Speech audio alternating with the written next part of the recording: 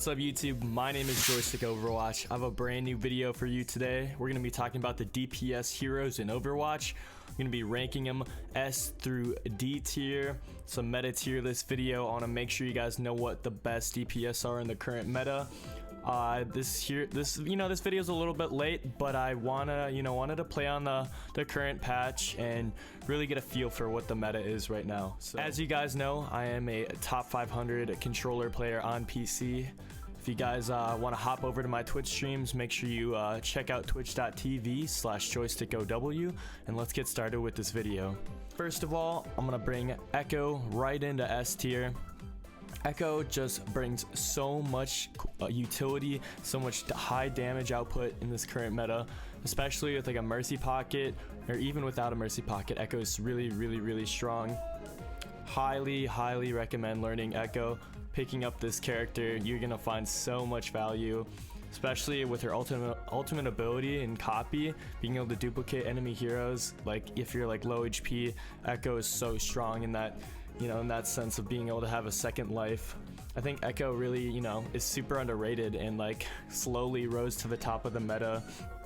I think, maybe double snipers could be pushed to this S in the current state with the double shield, but I think Echo overall is like the best DPS in the game, and I highly recommend learning this character if you haven't already.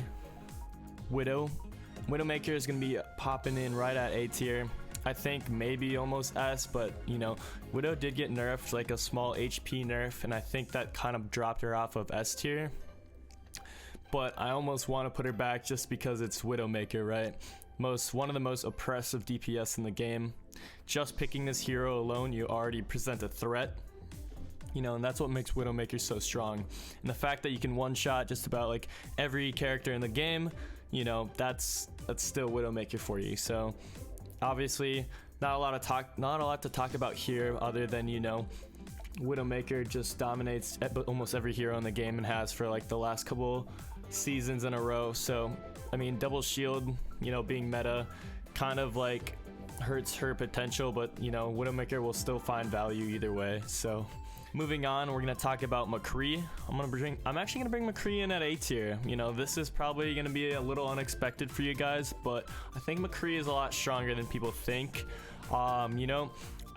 Maybe I could put him like A-, maybe B+, but I think McCree is kind of a slept-on character right now. Flashbang is obviously really good.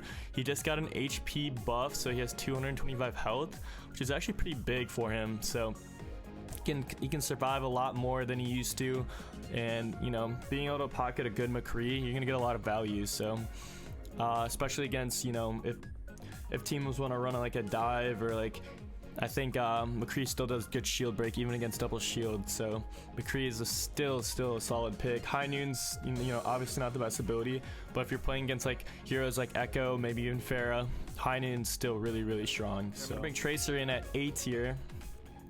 I think Tracer has definitely rose in the meta within the last couple seasons, and that's just really because like Tracer's like damage output is actually really good. Especially in the fact that she can basically like, juke and dodge everything, recall, being able to stay alive and be a nuisance in the backline, especially against like a backline that's like Baptiste and Zenyatta usually right now. I mean, obviously you're going to be seeing some Brigitte as well, but usually it's Baptiste Zen, and Tracer's really good at attacking that Zenyatta or using Pulse Bomb on the Baptiste and forcing out that immortality field. I think Tracer is really good here. So you can combo like Pulse Bomb with like a Orisa pull. It's a lot of things you can do with Tracer that I think kind of flies under the radar in this current meta. So Tracer, pretty solid pick all around. To Ashe, I'm gonna bring Ashe in at B tier. I would say probably B+, almost A-. I think Ashe is kind of on the downward trend in my opinion. I think Ashe kind of had her time in the last two like metas, at being like basically S tier for a while. So I think with a couple of nerfs, I think Ashe isn't as good. And what I notice is like whenever Mercy like kind of falls out of meta, so does Ashe, because like Ashe kind of relies on that damage boost from the Mercy. So I mean, you can definitely still run Ashe Mercy in the current meta against double shield, still pretty solid pick. But you know, there's definitely other things that like counter her, and like, you know, I just feel like her damage output in general has just been a little bit mitigated. But you know, still solid pick. B tier hero, obviously. Don't count out Ashe in the current meta. In Hanzo, B tier. I think Hanzo is you know, kind of making a resurgence in the meta almost. I think Hanzo is really good into like a double sniper composition. If you're running like Widowmaker Hanzo, that's gonna be really solid into the double shield meta. Obviously his shield break potential is really what brings him to life here. Breaking those Orisa barriers, Sigma barriers. I think Hanzo can present a lot of potential, even, you know, even when, like, you know, you thought he was pretty bad, you know, and he was pretty bad for a while, you know. He's definitely moved from like C, D range up to B, so, you know, we'll take that for Hanzo. We're talking about Junkrat. Junkrat's gonna be coming in at B. I would say like a solid B. I would say like no higher and much lower than that, because Junkrat, you know, definitely can still get a ton of value on a lot of like close quarter maps. I know there's Junkrat players that play him on almost every map, but like he really shines on those like close choke points and like really tight corridors where you can just get the spam damage in, you know, farm tire really quickly and then pop the tire as soon as you get it, maybe secure 2-3 kills with that. So I think tire is still really strong. Junkrat's still pretty good in most situations actually, so I would not sleep on a Junkrat at all. I'm gonna bring in Torb at a B. I think Torb is kind of like a B, flat solid B, or even almost B minus. I think you can't run him on every point. You really just can't. He gets countered pretty easily if you take out turrets.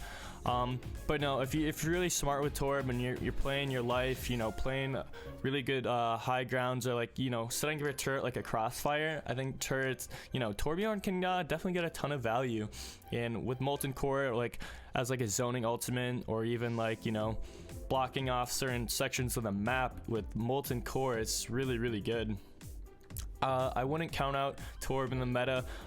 You know, some aspects I want to drop him to C, like a high C+, but I think he's still pretty good for the most part. So I'm gonna bring in Symmetra right next to Torb. I think Symmetra is a little bit of a sleeper here right now. I think she's actually like pretty good, and probably underused. But like, I just don't think people know the potential of Symmetra. That's why they don't really run her. I think Symmetra is like kind of like that, you know, very niche pick, but like can get a ton of value on like certain like maps like Hanamura, like a lot of 2CP maps almost, I want to say. But like Symmetra, pretty solid in a lot of situations. You know, I wouldn't run her every game. I don't think that's the way to go, but you know, obviously there's some people that do it and can make it work. Depends on your play style, but Symmetra, decent pick, I would say. So I'm gonna bring in Soldier 76 at a B, like a B minus-ish range. I think Soldier was pretty good in like the last couple patches with his buff. Some people think it was a buff, some people think it was a nerf. It's a little bit of, it's hard to say, it could go either way, but I think Soldier just gets like, you know, not too much value against double barrier meta, not a lot of shield break, you know, and like nano visor is your best bet of getting a ton of value, and even that isn't like the best, you know, it never has really been.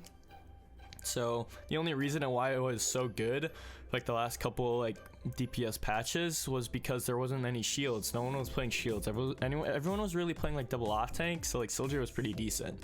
If there's no shields in the meta, Soldier's good. If there is, Soldier kind of falls off, and I think it might could even be brought to C tier, honestly, but really depends on your play style. So I'm gonna bring in Sombra at like a B minus C plus here.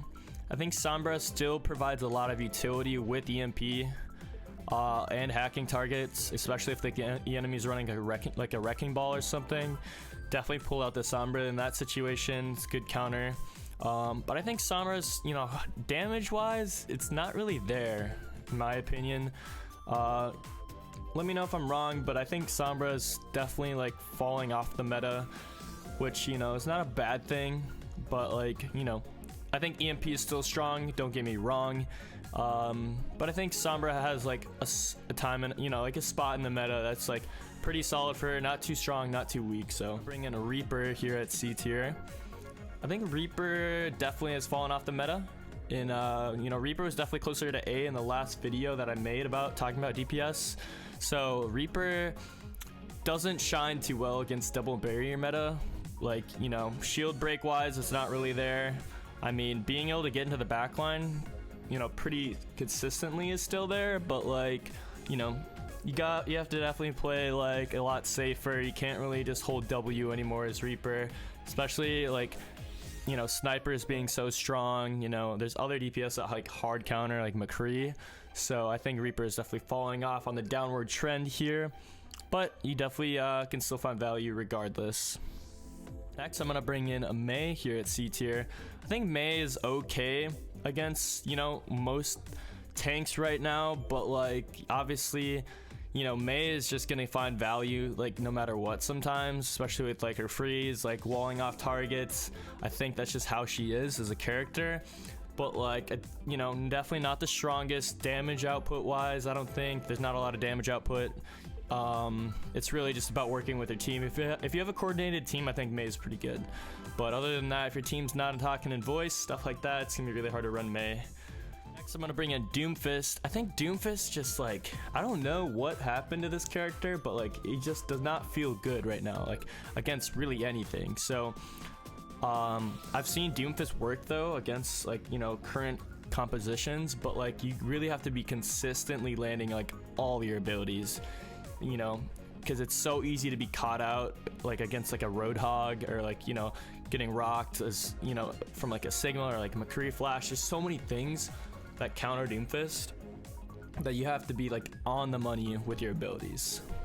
Farah now to low C. I think Farah, you know, just she was like looking to maybe get a buff where she could like, you know, downward accelerate. So until that happens, I don't think I can move Farah out of C into B, but when that does, you know, we'll see what happens with the meta in terms of Farah. But like right now, I think her value is just gets completely like mitigated by the double barrier meta, and there's so many things that counter her. You know, snipers are really strong. I think Echo is just a better pick than Farah in general, so I would not recommend Farah right now. And Bastion at C tier. I think Bastion is still strong in situations, don't get me wrong. I have seen Bastion you know, do pretty well, and like being able to like counter Bastion sometimes is difficult, especially with the double barrier. So I think Bastion maybe could be moved to B, like low B, but you know, it's hard to say because I just don't love Bastion in like all situations, so I don't think I can. Last but not least, well yeah, least, but we got Genji coming in at D tier. I don't think Genji does anything right now, really, unless you have like the best nano blades. That is the only value you get as Genji, unfortunately. I could probably bring Genji into C tier, but like realistically, if you're playing like like an average or a below average Genji, you're not gonna be doing anything. You're not doing much damage, not really countering anyone, and it's just kind of a waste of a DPS pick. Sorry to say, but if you do pick Genji, you better be getting 3K, 4K nano blades every time. That's all I'm saying. All right, that's gonna wrap this video up today, guys. Thank you guys for watching. I hope you guys, you know, agree, disagree. Let me know in the comment section. Make sure you like, comment, and subscribe, and make sure to check out my Twitch channel on twitch.tv/joystickow, and I'll see you guys in the next video.